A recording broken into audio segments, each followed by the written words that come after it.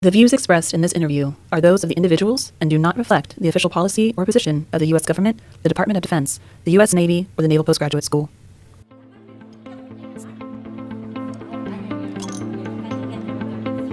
Welcome to the Trident Room, brewer of stout conversation, unfiltered and on tap. In today's episode, Major Eric Czaja sits down with Major Tim Marti and Major Bobby Strain to discuss their joint thesis examining the potential need for amphibious aircraft to support operations in the Indo-Pacific AOR. Their ongoing research aims to inform the potential for DoD investment in amphibious aircraft. Good morning, good afternoon, good evening. My name is Major Eric Czaja. I'm your Trident Room Podcast host today. And with me, I have Major Tim Marti and Major Bobby Strain, two Air Force pilots, fellow defense analysis students who have a really cool thesis idea that I would like to talk about today. But before we get into that, I'd like to give you guys an opportunity to go over your background throughout the Air Force. And let's start with Bobby. Hi, Eric. So I'm Major Bobby Strain. I graduated 2011 from the Colorado School of Mines. Then I went to pilot training, and following pilot training, I had the opportunity to go fly the C-5 for a couple of years. And that was an amazing aircraft, one of the biggest in the world. And it was a very unique experience being able to travel the globe. One night staying in a resort type location and the next night staying in Afghanistan getting mortared. It was very interesting type of environment to be in, especially as a young captain being responsible for a crew and a large aircraft going around the world doing these missions. And then following that, I went over to the Contingency Response Group, unique mission set within the Air Force where we open up air bases for humanitarian assistance, disaster relief, or combat operations. And then after that, I went on to fly the KC-135 out of England, providing all of the air refueling for Europe and Africa. So that was kind of my history prior to coming to NPS and here in defense analysis. Okay, so two different airframes, right? What are some of the uniqueness of both of them? Obviously, they have two different jobs. One of them has a really cool boom in the back, and you're probably pretty comfortable. But what are some of the differences, and what'd you like about? Both were awesome mission sets. Going in the C-5, going worldwide, bringing pretty much a whole town with you, a crew of 10 to 20 people, all that cargo, just taking it wherever it needs to go. That was very unique, some of the places we got to visit and stay. For the KC-135, though, that was a very unique mission set, too, where you're a little more connected to the warfighter. You're out there giving gas to fighters, bombers, ISR platforms, and you're a little more connected there, and it's a very unique experience with that, too, is everybody loves tankers, everybody needs tankers, but nobody talks about tankers. And it's interesting, two ends of the logistics spectrum there from the air side. Very unique. I loved both of them. And so both have a very fond place in my heart. Yeah, I mean, you get to fly. I mean, at the end of the day, that's like, how cool is that? As a infantryman / special forces guy, looking up at you guys, I was always like pretty jealous of, I'm like, man, that would be really cool. It's probably climate controlled up there is what I was usually thinking. Yes, it's very nice. It was a childhood dream come true, so I can't complain. I'm living the dream here. So that is a question that I was going to have for both of you. Is that something you guys always wanted to do? But Bobby, for you, I mean, is it childhood dream come true, huh? Yeah. One of my buddies in elementary school, his dad was an Air Force pilot and then went to fly for the airlines. And just hearing his stories really intrigued me and made me want to pursue flying in the Air Force. And that's kind of what vectored me towards becoming a pilot. And looking back, I'm glad that happened. All right, Tim, over to you. Yes, good morning. Thank you, Eric. We very much appreciate this opportunity. So similar to Bobby, I graduated from college in 2011. I attended the University of Nebraska-Lincoln, did the ROTC program there for the Air Force, and commissioned in 2011. Didn't activate until 2012, though, but went straight to pilot training. And out of pilot training, I was assigned U-28s, which most people don't know what that is. Neither did I when I was assigned the aircraft, but it is Air Force Special Operations Command ISR platform. It's a modified Pilatus PC-12. So I spent the beginning of my career flying ISR orbits, mostly over Iraq and a little bit of Africa as well. And then I did have an opportunity to go fly some other AFSOC airplanes for a little bit, and then ended up at Naval Postgraduate School.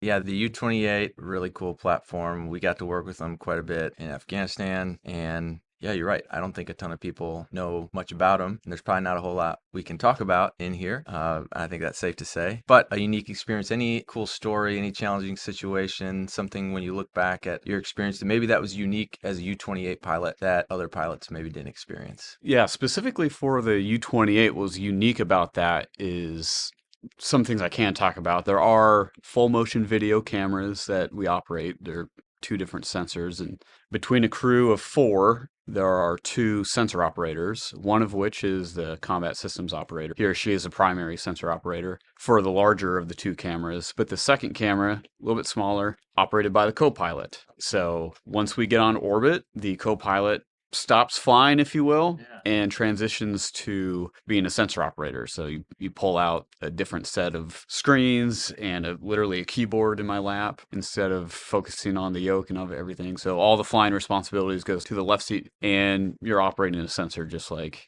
an RPA sensor operator or the guy behind you. So it was a very unique opportunity where you learn how to fly, but you're also learning how to operate a sensor and talk on the radio to a ground team or to a ISR tactical controller, people like that. So it was a lot of fun. Very interesting experience. Yeah, I mean, it is absolutely unique, as we keep saying. Well, we're all here at the Naval Postgraduate School, living the dream, and I just wanted to take a moment to hear how, maybe why you're here. Why did you come to the Naval Postgraduate School? And we'll start with Tim. Sure. I came to Naval Postgraduate School through a little bit of a roundabout way, but I applied. Didn't we all? Yes, a little bit. Normal timeline for ILE for the Air Force. So I applied. I was actually an alternate, so I didn't get picked up initially. But then within AFSOC, they send 5 additional folks outside of the school select list to come specifically to defense analysis. So somebody had dropped out on the original list, and I got picked up as an alternate. And all I knew was Monterey was a very nice place, and I wanted to go learn something from a very nice school. I was originally scheduled to go to Maxwell, Alabama for Air Command and Staff College, and I got a phone call one day asking if I wanted to go to NPS in Monterey, California, and do it for 18 months rather than a year in Alabama. I knew nothing about defense analysis or really anything about Naval Postgraduate School other than it was Monterey, California, but that sounded good enough to me. I started doing some research, and ever since then, I think I made the best decision I could have at the time. Yeah, I'm sure Kristen and the kids don't mind being out here. Absolutely. She was overjoyed when I asked her if you'd rather go to California by the beach rather than hot Alabama.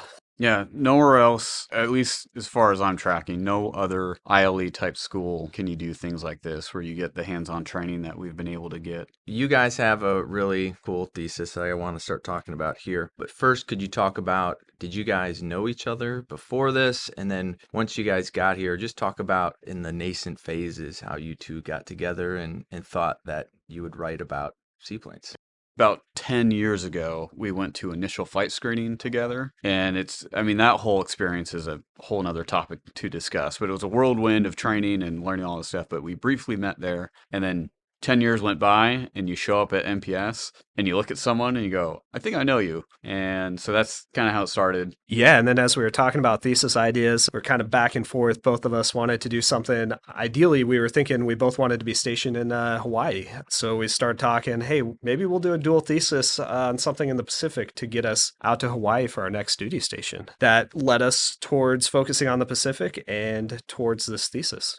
Okay, so you're thinking about future challenges in maybe the Indo-PACOM AOR. How do you come to seaplanes? At lunch one day, we were talking a little bit. We had gone out, we were part of the Nimitz research group as well. So they took us out to Hawaii and we got briefed by a bunch of different stakeholders out there on what they're having issues with. And every one of them said logistics. One of the key issues out there was logistics. It was one of those situations where we wanted to help with some type of operational problem, but combine that with something that we are also passionate about. Of course, flying is a really fun job to do. And we thought, well, we can't solve the whole logistics problem in the Pacific, but we're pilots, so we'll focus on maybe air support. And then I think just the nature of the Pacific, airplane that could land on water made sense to us. Yeah. So we wanted to dive into that and see if it can't fill some type of capability gap somewhere. Our first quarter, Professor Gunnar Sepp, he brought up a previous thesis where they were focusing on the next ISR platform, and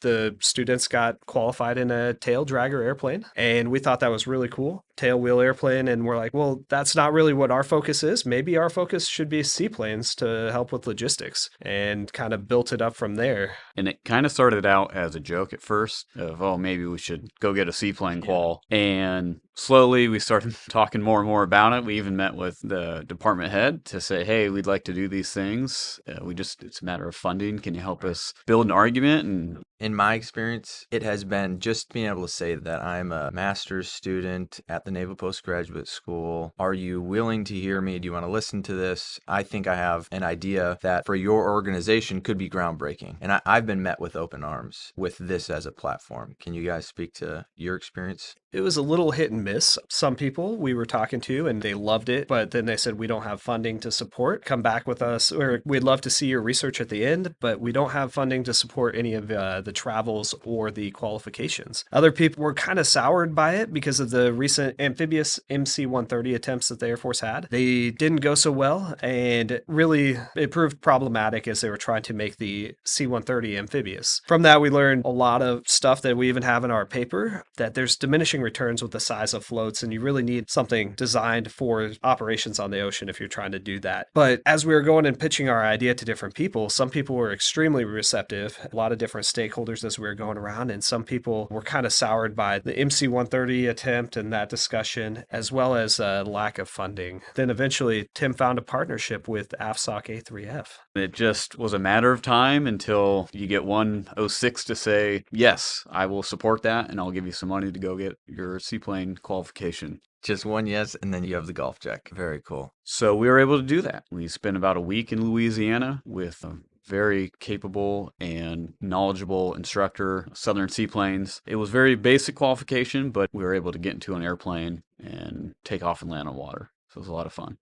You said you talked to an 06, but that doesn't just happen as you guys are sitting tucked away in the Dudley Knox Library, just talking about this. Can you explain how you went about getting this? It sounds like Dr. Malkasian was able to help you guys out, but talk to me about how proactive you had to be to make this happen. Yeah, you have to be proactive, and that it starts with just talking to different people about it, to include your professors is a good place to start, which for us, it was Brian Greenshields. He's one of the faculty members who was in the Air Force. And so he had a good understanding of we wanted to do something regarding airplanes in the Pacific. And he introduced us to a symposium that was being held at Hurlburt Field called the Special Air Warfare Symposium. And so he offered up us to go. I was the only one able to go just due to scheduling conflicts. But there's a lot of different high-ranking folks from SOCOM and AFSOC. And it was just literally stepping up to folks and saying, sir, ma'am, my name's Tim, MPS student. This is what I'm trying to do. Can you help us out? So you mentioned Gunnar Sepp. I think anyone who's been in class with him has left inspired. I know I have. Were there some inspirational case studies, some historical uses of this that you guys looked at and said, this is something that we can use as an example and either tweak, get better? What do you think, Bobby? Go ahead. So actually, as we were researching this, the very first planes delivered to the U.S. Navy in 1911 were actually amphibious aircraft. And beyond that, they were widely used in both World War I, World War II, Korea, and Vietnam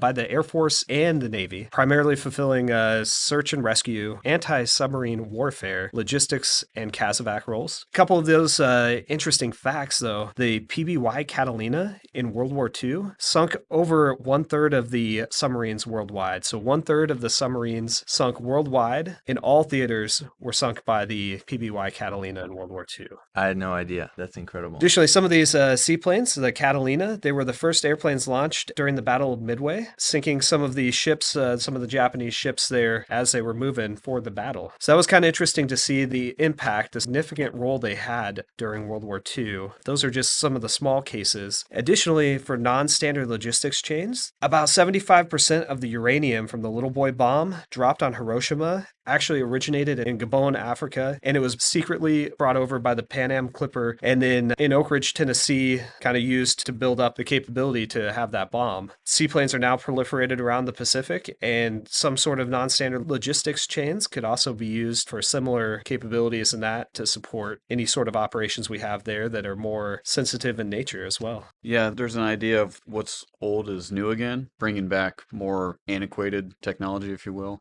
Time tested. Time tested. However, seaplanes are still going to be vulnerable to the same things that even modern aircraft are. I think where they really play a huge role is not being reliant on a land-based infrastructure and having that flexibility of landing. Again, there's limitations to the water state and all that stuff, but theoretically, almost anywhere that there is a water surface could be a place where you could set down an asset and then do some type of activity. What do amphibious aircraft offer us as the DoD? I think one of the biggest things that they offer is runway independence. That's kind of one of the buzzwords of AFSOC, where we're concerned about operating in remote locations that may not have the best infrastructure, dispersed operations. There's a lot of different little islands throughout the Pacific. And so how do you move people and things to these places? There's lots of different ways to do that. But when we're talking about airplanes or air support, you're going to have to rely on some type of asset that can self-support, if you will. It's not reliant on something like a long, large runway. And helicopters are one option, of course. However,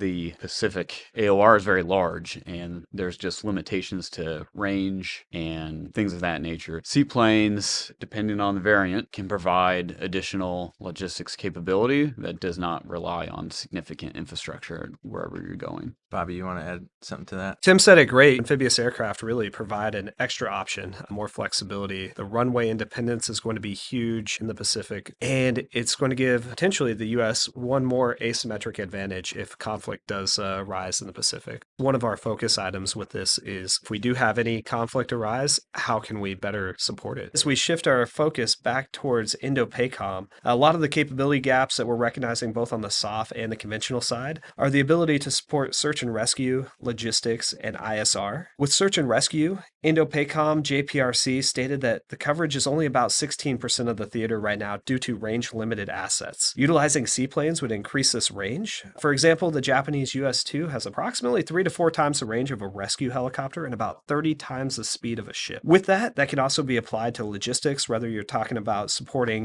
dispersed ODAs or MSOTs, or on the conventional side, the Marine EABOs, the Air Force ACE construct, or the Navy distributed maritime operations. All of those provide unique logistics challenges. But beyond that, for the ISR realm, a lot of war games and recent studies have showed that our runways are easily targetable, and our ability to reconstitute airfields is definitely finite, especially when you're looking at large aircraft operations like the P-8 that potentially takes out the P-8 from conducting anti-submarine warfare operations. What I think of is it's like a somewhat benign platform as well, right? I mean, it's commonly used. They're out there. What I thought was really neat about your guys' studies was it wasn't just in the classroom, that you guys decided you wanted to not just write about this, but go do it. Can you talk to me just about your experience and what drove you to do that? Yeah, we wanted to really add the realism to our thesis rather than just going through the historical case studies, seeing what it was like in the past,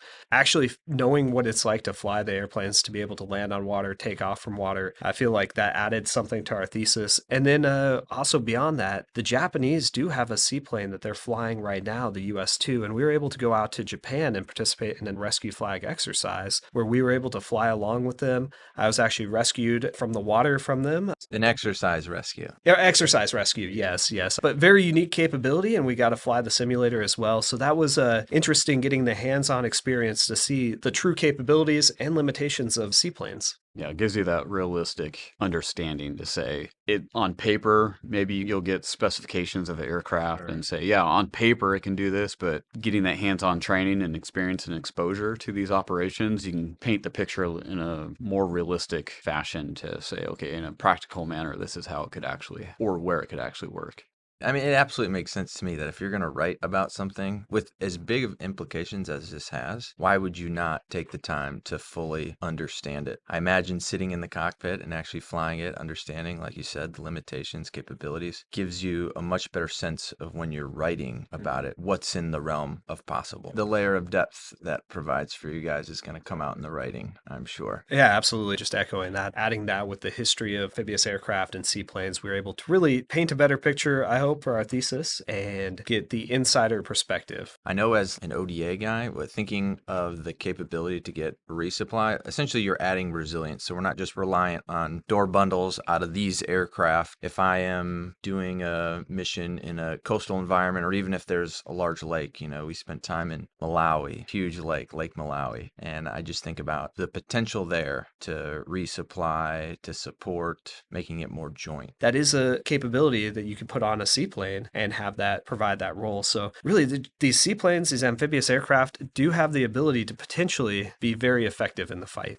Can you talk a little bit about what we can talk about in here as far as contested communications, whether that's GPS jamming? What does the seaplane offer us? When I think of one, I think it's somewhat rudimentary compared to what you guys are used to flying. DARPA is working on their Liberty Lifter, which is a large seaplane. It's not going to be amphibious. It's only going to be able to take off and land on the water. However, one thing that they're saying is a huge benefit of seaplanes like their Liberty Lifter is if you're going low to the water, that kind of obscures the aircraft and the noise. So it makes it harder to pick up on radar, and it goes much faster than a ship, and it's much smaller than a ship too. So it's not as detectable. You can get in, get out quicker, and potentially be drowned out by the noise with the radar if you go low enough. So that's one capability. Yes, they're going to be susceptible to all the A2AD as well, really as the rest of the Air Force, right? As the rest of the air domain and the sea domain. However, that ability to come in low gives you some sense of stealth. It helps you from being detected.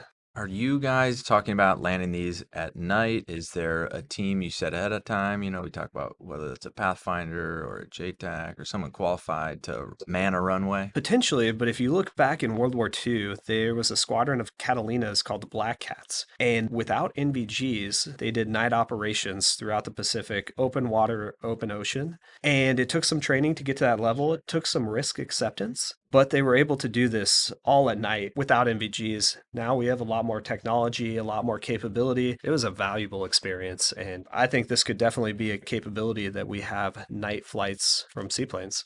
We think that the investment in seaplanes is not going to win the war alone for the U.S. and its allies. However, as we alluded to before with the Catalina in World War II sinking over 1/3 of the subs, it provides flexibility, it provides options, and it reduces the risk for the combatant commanders in the joint force and provide an alternative to this, as we were talking about before, for the anti-submarine warfare role. Well, I want to be respectful of everybody's time. We're coming toward the end here, so I just want to give you guys an opportunity, kind of open floor here. Some things you'd like to mention. You did mention some advice to future students. You mentioned some faculty and people who were able to help you out, but I just want to open up the floor for you guys if you want to mention anything else before we close out. I have a list of thank yous that I'd like to throw out. Tim, did you want to say anything before we go to the thank yous? Advice to students is just ask the questions and do what you're passionate about. Yeah, for the thank yous, I mean, first and foremost, we'd like to thank our families. I know on my side, my wife and my 3 boys have been extremely supportive of our crazy ideas to pursue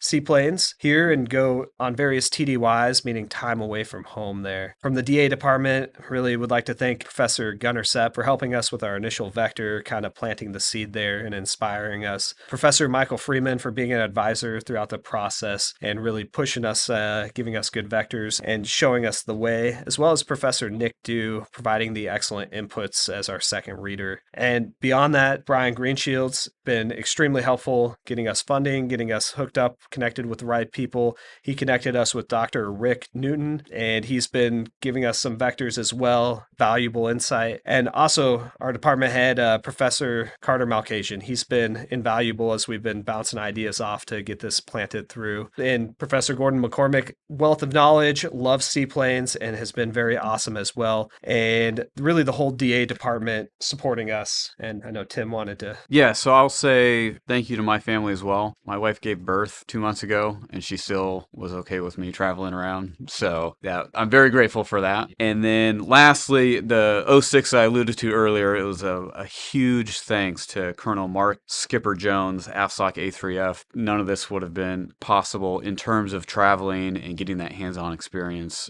without his help. We could have written a paper without doing any of this type of traveling and training. However, as we had talked about I think it really added a huge valuable insight in making a much better thesis in the end. All right. Well, thank you, gentlemen, for your time. I appreciate it, and we'll talk to you guys soon. Thanks for joining us in the Trident Room. For more information about today's guests and topics, please visit the show notes online at nps.edu/Trident Room Podcast. The Trident Room Podcast has been brought to you by the Naval Postgraduate School Alumni Association and Foundation. For questions, comments, and suggestions, please email us at tridentroompodcasthost@nps.edu.